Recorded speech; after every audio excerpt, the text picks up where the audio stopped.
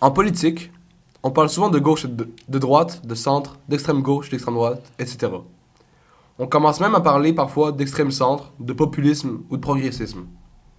Tous ces mots servent à classer différents mouvements et personnages politiques et peuvent être compliqués à comprendre et à décortiquer pour des personnes qui ne s'y connaissent pas tant en politique. En fait, c'est même plus compliqué pour des experts en politique étant donné qu'ils ne s'accordent pas tous sur la définition que devraient avoir ces différents termes. Pourtant, ça fait plus de 200 ans qu'on les utilise en politique et qu'ils nous aident à comprendre les différents enjeux et idéologies. Qu'est-ce que la gauche? Qu'est-ce que la droite? À laquelle des deux catégories j'appartiens? Et est-ce que ces deux familles politiques peuvent s'accorder sur certains points? Est-ce que ces familles politiques, au fond, sont si unies que ça? C'est très important de comprendre ça pour pouvoir comprendre la politique et comment changer le monde. Je suis Yassine El Ouakaf et je vous souhaite la bienvenue dans ce 3e épisode de ce balado qui vous permettra au final de répondre à cette question. Êtes-vous de gauche ou de droite? Jeune et moins jeune, simple curieux ou fougueux révolutionnaire, bienvenue sur L'avenir est à nous, le balado qui va vous expliquer comment ça marche la politique et comment changer le monde. Mais qu'en est-il de la culture? Qui sont les vrais artistes? Être à gauche juste pour être à gauche. Mais dis-moi quelle équipe a payé l'arbitre? On est encore le 21 décembre 2019 et j'ai encore la même gang. Allô? Salut, bonjour. Je vous les représente malgré tout. À ma gauche, Vincent Arsenault, étudiant en sciences politiques à l'Université de Montréal. Effectivement. À ma droite, Félix Beauchemin, étudiant en relations internationales à l'UQAM. Et à mon extrême droite, Antoine Lamoureux, étudiant au Cégep de Granby en arts et lettres. Yes sir! Je tiens à préciser que je ne m'associe pas à la position de droite. C'est correct, c'est correct. Ça me dérange pas. Bon. Est-ce que ça va toujours, les gars? Ben oui, Ça va très bien. Comme il y a un bout, là. Là, je vais partir dès maintenant un débat et une lourde discussion. Essayer de ne pas perdre nos auditeurs. Non. Ouais. Clash. Je te fais confiance, Antoine. Difficile, impossible.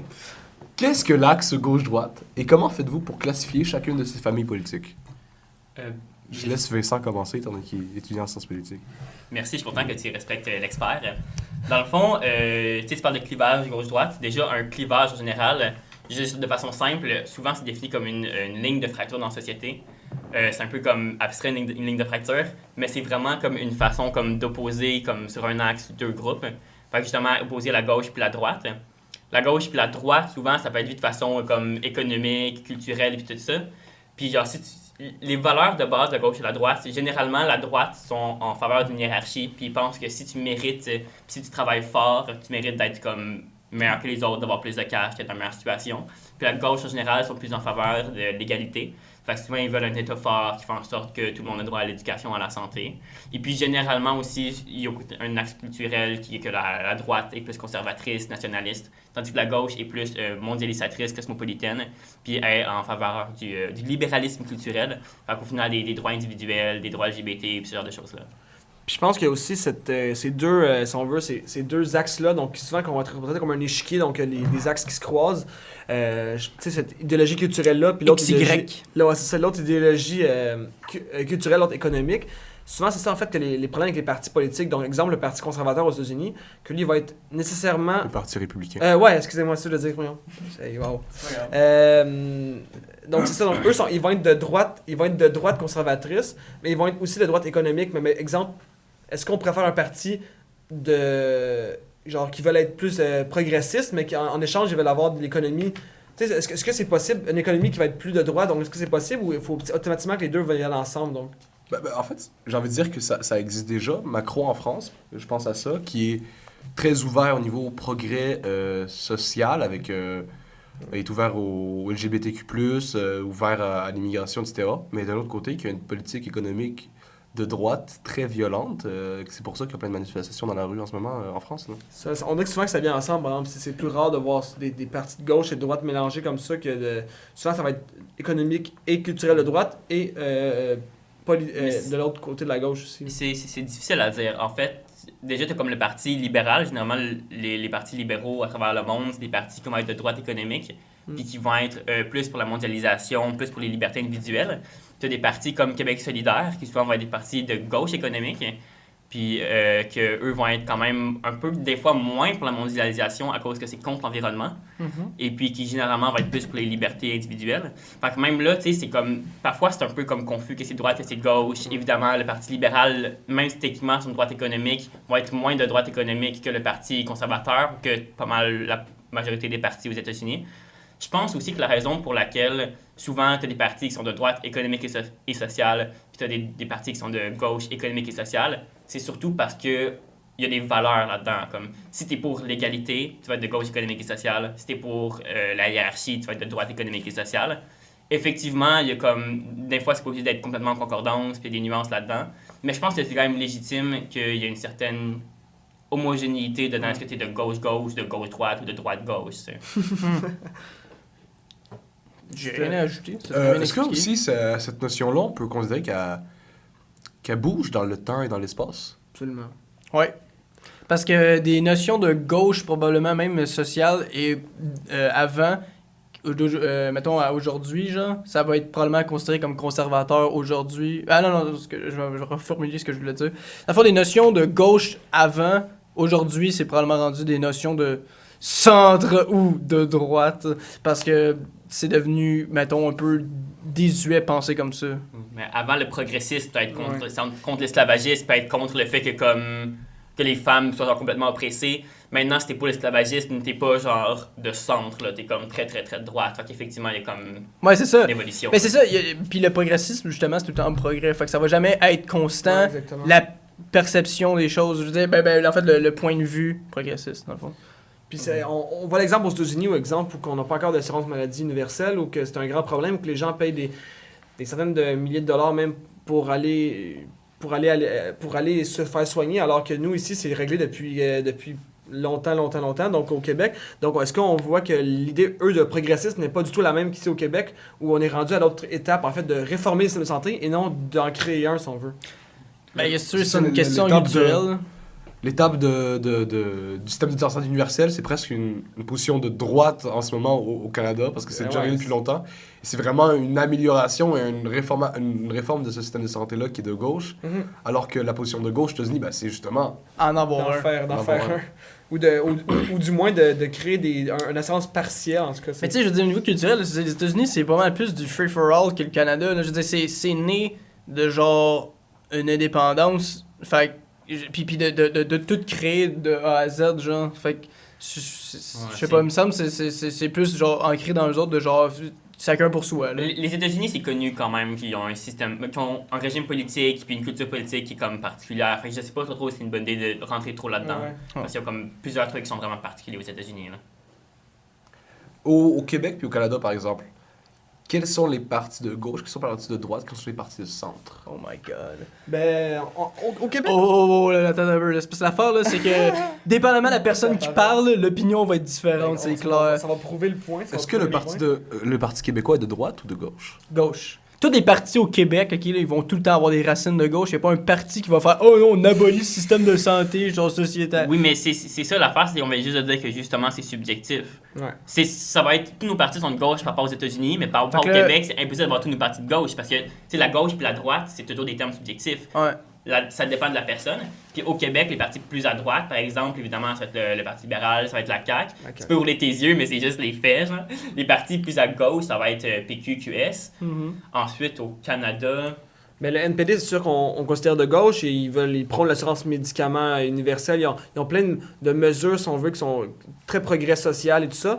Les libéraux, souvent, on va considérer plus de centre, étant donné qu'ils vont prôner des idéologies un peu d'environnementalisme et de l'autre bord, ils construisent un pipeline. C'est des choses comme ça qui font que souvent, ils veulent plaire aux deux côtés. Puis les conservateurs sont ouvertement de droite, je pense. Après ça, c'est le bloc qui change d'un bord et de l'autre selon les élections.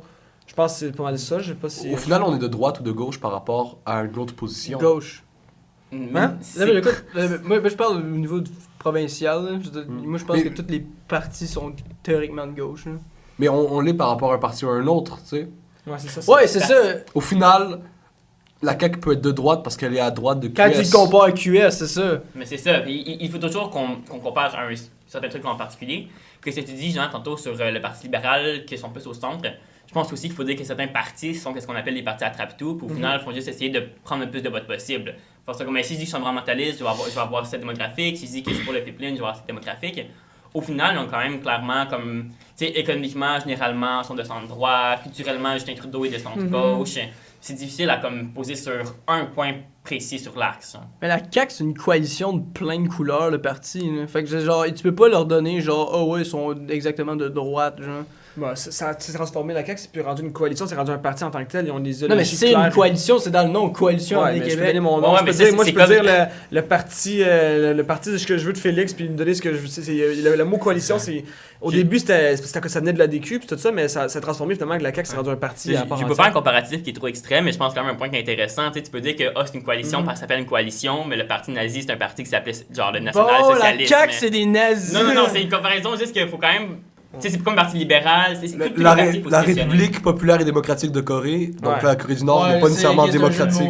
Mais c'est ça, I get what you're saying. Je veux juste quand même qu'en général, les gens fassent attention à pas juste dire le parti libéral, il est libéral parce que conservateur est conservateur. Non. Faut quand même que tu regardes c'est quoi qu'ils disent, c'est quoi qu'ils pensent, c'est quoi qu'ils font. D'accord. Cependant, ces temps-ci, on commence à mettre un peu de côté les termes gauche et droite, même s'ils sont toujours utiles. On parle beaucoup de populisme et de progressisme. Quelles sont vos définitions de ça, les gars? Est-ce que le populisme est obligatoirement de droite? Est-ce que le progressisme est obligatoirement de gauche? On va laisser Vincent parler, il a l'air d'avoir quelque chose sur le bout de la langue. Je t'en prie, Vincent, vas-y. J'ai eu une question d'examen il y a comme 2 semaines là-dessus. C'est quoi le populisme? Est-ce que c'est de droite puis de gauche? Mais je sais pas... Si on regarde... Je vais pas être non plus dedans comme le technique puis genre la définition même du populisme. En général, le populisme, c'est quoi? C'est quand tu as un leader, un chef, qui parle toujours du peuple, constamment, qui ramène toujours la question sur le peuple, qui parle d'un peuple qui est homogène. En opposition avec les élites? En opposition avec une élite, effectivement. Une élite qui est comme corrompue, qui peut être économique ou culturelle. Québec solidaire? Non, mais c'est ça, mais effectivement, parce que Québec solidaire pourrait quand même rentrer dans cette... Ça pourrait rentrer. Mais le dernier point, c'est qu'un parti populiste, selon la définition, il doit proclamer une crise. Donc, vous ne pouvez pas juste dire « il y a une opposition », tout ça, il faut aussi qu'ils disent « Non, il y a un changement qu'on doit faire en ce moment ». Puis effectivement, si on regarde ces critères-là, ça peut être de gauche, ça peut être de droite. Puis le meilleur exemple, c'est aux États-Unis, avec Trump, qui est définitivement populiste de droite, Bernie Sanders, qui est définitivement un populiste de gauche. Ouais, exactement. Au final, ça dépend, je pense. Je sais pas si... Je pense qu'il y a une question aussi d'opposition en fait, c'est de prioriser son État ou son pays sur le reste du monde, en fait. C'est pour ça que je pense que, comme on parle de Bernie Sanders, c'est de gauche, mais lui, même si on le prétend progressiste et tout, il n'est pas ouvert nécessairement à la mondialisation. Il est très communautariste comme idéologie, donc prône la communauté, exactement. Mais communautariste, ça inclut aussi des idéologies plus culturelles et protectionnistes et plus économiques, si on veut. Donc, exactement, alors que Donald Trump a la même chose de droite. Donc, je pense qu'il y a une protection, finalement, comme le Parti populaire du Canada, donc de Maxime Bernier, c'est ça, il prônait moins d'immigration pour protéger les valeurs de son pays. Je pense que justement, ça revient à mettre un accent sur le peuple. Toi, tu ne te questionnes pas sur le monde, tu te questionnes sur ta population. Ouais, tu dis, moi, je suis le représentant du peuple, je parle pour le peuple, je défends les intérêts du peuple. Puis au final, si c'est gauche ou droite, je pense que ça dépend aussi de qui est l'élite selon le chef. T'sais, Bernie Sanders, veut dire que c'est une élite économique, genre le 1%, Wall Street, ce genre de choses-là. Tandis que Donald Trump va dire que c'est peut-être plus une élite culturelle avec comme l'immigration, ce genre de choses-là. Pis... Ça revient à la phrase au Québec, c'est comme ça qu'on vit un peu. Tu sais, cette phrase-là qui dit comme on vit de même, donc on va rester de même, puis c'est nous autres qui choisissons comment on vit, puis c'est pas le reste du monde qui va nous montrer comment on vit. C'est un peu ça que je trouve que ça vient de là. Ça, c'est la phrase de François Legault dans son petit vidéo sur Facebook. Là. Mais ça vient de là, puis je dis pas que le Parti de la CAQ est nécessairement un parti populiste, mais je pense qu'ils ont quand même des valeurs qui sont plus près de là, étant donné qu'ils veulent prôner à l'intérieur du Québec. Le mode de vie québécois? Mais c'est ça. Mais il dit qu'il représente le Québec. Quand il dit le Québec, c'est comme ça qu'on est. S'il dit, regardez, moi je parle pour tout le Québec. C'est ça, exactement. C'est l'idée de dire, moi je gouverne selon ce que les gens pensent de moi, si on veut, ou comme, mettons, selon les sondages, ou selon la façon dont, plus que les gens ont une opinion forte de ce sujet-là, mais ils vont dire, OK, on en parle de ça, alors que ça devrait peut-être plus prôner l'égalité de tout le monde et non 50% de la population. Je sais pas si ça va être ça. Mais alors, est-ce que justement, le populisme n'est pas un peu le propre de la démocratie, étant donné que démocratie, ça veut dire le pouvoir du peuple, et populisme vient aussi du mot peuple, donc est-ce que la démocratie apporte obligatoirement le populisme au final? Ben, moi, je suppose que si tu veux faire bouger la masse de ton bord, ouais, là. Je veux dire, ben, ça dépend. Si ta population est très ouverte pour, genre, faire un marché mondialiste, ben, elle va aller vers une opinion plus mondialiste, je suppose. Mais si tu veux venir chercher ton monde puis rallier genre Radicalement changer un les certain choses. patriotisme, ben là, va-t'en avec une opinion plus populiste. Là. Je pense que ce qui est intéressant aussi à montrer, c'est que le populisme, il y a toujours un accent sur le chef. C'est vraiment le chef qui représente le parti et tout ça. C'est pas quelque chose qu'on a toujours eu, là. C'est quand même récent avec l'évolution des médias sociaux et tout ça qu'on a une démocratie qui est axée vraiment sur le représentant, le chef du parti. Après ça, est-ce que ça représente nécessairement la démocratie? Non, parce qu'un chef populiste n'a pas besoin de représenter le peuple, il a juste besoin de dire qu'il représente le peuple. Fait que justement, Donald Trump, lui, est populiste, et oui, il a même pas eu la majorité des votes, puis il disait, moi, je représente la population, moi, je me soucie de la population. Pas nécessairement, tu sais. Au final, puis aussi, un des problèmes, c'est que ça dit que le peuple est homogène. Ça dit que toute la population a la même opinion, alors que la démocratie, c'est écouter les différentes opinions de tout le monde. Moi, je pense que le populisme, ça fait partie de la démocratie, mais c'est aussi en partie antagoniste. Genre, ça s'oppose à la démocratie parce qu'au lieu d'écouter les opinions de tout le monde, ça va prendre une opinion, ça va prendre une démographique, ça va dire, ben, les boomers, mettons, moi je représente les boomers, ben, je vais faire comme si tout le monde pensait comme les boomers, puis je vais faire comme si tant aussi longtemps que... Étant donné que les boomers représentent une grande partie de la population, c'est juste pour ça, c'est comme s'il y a une tranche démographique qui est plus grosse, ben c'est celle-là qui va comme représenter le peuple, si on veut. Alors que, exemple, dans des pays comme on a vu les nouvelles chefs, la nouvelle chef, c'est l'Islande, c'est quoi l'État qui ont eu une chef de 35 ans? Là, Ah ouais, j'ai vu La ça. Finlande. La Finlande, excuse-moi, oui, exactement. Donc ça, j'imagine la population est plus jeune, donc ils vont élire des gens qui lui ressemblent. C'est la même chose pour ici, où on les livre souvent plus... Les serpents, je pense que ça vient justement à un point que tu as essayé de faire tantôt, mais je pense pas que tu as eu le temps, que justement, quand tu as un leader populiste, au final, il est juste bien de convaincre la majorité de la population. Fait que s'il y a 60% de la population qui est derrière lui, ben il peut faire 100% des règles puis 100% des lois en Alors que faveur de cette population. 40% ne sont pas d'accord avec ça, en fait. C'est ça. Donc moi, je pense que ça vient avec l'idée qu'un gouvernement devrait rassembler et non diviser. Je pense que quand on crée des lois ou tout ça qui veulent constamment diviser la population, c'est là qu'on crée des confrontations en fait idéologiques. Puis je pense que c'est là que le clivage du gauche-droite sort davantage. Là. Je sais pas si... Mais je pense qu'il faut toujours se rappeler aussi qu'il va constamment en avoir des divisions. Ouais. Puis c'est légitime. Ok, mais c'est parce que la face, c'est que si, mettons, là, tu fais des choses pour des minorités, là, genre... Attends, non. Ok, là, faut pas que j'aborde ça de même. Prends ton temps, Antoine. Ouais, genre... Mais je pense que je sais où tu t'en vas, là, mais... Ouais, C'est mais- qu'en fait, de faire de quoi pour les minorités, ça va pas contre l'idée générale, ça, l'affaire. C'est que aider les minorités, c'est pas quelque chose qui va aller contre l'intérêt général. On peut faire de quoi Ah, parce qu'ils font aider les partie de la minorités. population, j'en suis bien conscient. Ouais. Mais genre, est-ce qu'il faut genre plier toutes les petites des petits raccoins de règles puis apporter des petits amendements juste pour que genre ça... Mais j'ai l'impression que qu'est-ce que tu veux dire, c'est qu'à un moment donné, il faut pas faire trop d'efforts pour un petit groupe de population. Non mais mettons là, c'est genre un super gros changement là, mais ça va affecter genre 4% de la population là. Est-ce que ça vaut vraiment la peine de genre tout déplacer genre ces choses-là Ben, pour ces C'est gens-là? la question qui se pose après. Est-ce qu'on va être inclusif ou non? Un 4% à la fois, tu fais ça 25 fois, t'as 100%. Mais c'est ça, mais parce que en même Elle est temps, bonne en faut maths. faut dire que tu sais, c'est difficile de formuler mon opinion, mais je pense qu'il y a quand même plusieurs petits groupes minoritaires, ethniques, ben, culturels, ethniques ou whatever. Puis tu peux pas non plus juste dire, ben ce 4%-là, ça serait difficile de l'accommoder, il faut qu'on va pas le faire, puis ce 3%-là non plus, puis ce 5%-là non plus. Puis au final, c'est indéniable qu'on est dedans une communauté multiculturelle, Mhm. et puis qu'il y a des opinions politiques qui sont différentes, et puis on est obligé dans une démocratie de au moins prendre en compte les différentes opinions. Puis, en quoi est-ce que ça serait positif d'avoir une loi qui, justement, divise une population, genre? Tu sais, comme, pourquoi faire des lois qui diviseraient une population? Mais c'est diviser une population, c'est un terme qui est très vague, puis de temps en temps, tu sais, c'est comme, il y a Ben, une division. d'opprimer des de- minorités, si on ouais, veut, c'est le ça. bord. De comment... Ouais. Ça, je le dis un peu trop. Même... je sais pas man. Par rapport à ça, je propose, moi, qu'on aille de l'autre côté de la fracture populiste-progressiste et qu'on parle un peu du progressisme. Qu'est-ce que c'est? Est-ce que c'est vraiment en opposition avec le populisme ou est-ce qu'ils peuvent parfois s'allier? Est-ce que le progressisme est obligatoirement de gauche? Je vous laisse répondre à ça.